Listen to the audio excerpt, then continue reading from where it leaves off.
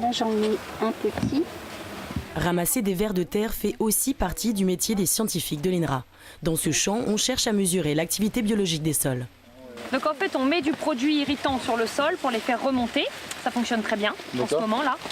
Et ensuite, on creuse un monolithe de sol sur 20 cm de profondeur qu'on trie manuellement pour récupérer ceux qui ne seraient pas remontés à la surface.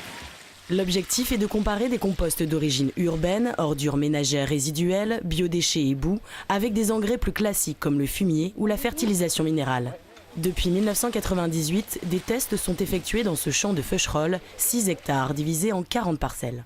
C'est un secteur où on a très peu d'élevage et donc très peu d'entrée de matière organique par le biais des fluents d'élevage. Et donc il faut trouver d'autres sources, d'où l'intérêt de la mise en place de ce site.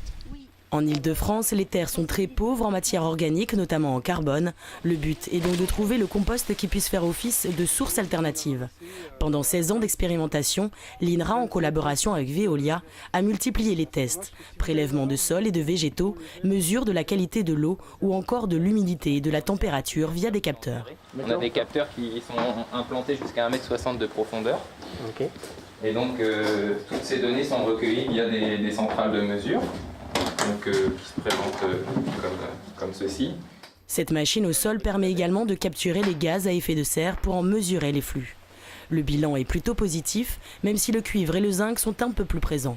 On compte une hausse de 30 à 50% de la matière organique des sols par rapport à une fertilisation minérale. Alors, les plus efficaces pour la matière organique, ce sont les composts de biodéchets, donc qui sont issus d'un mélange de déchets verts et de la fraction fermentée cible des ordures ménagères.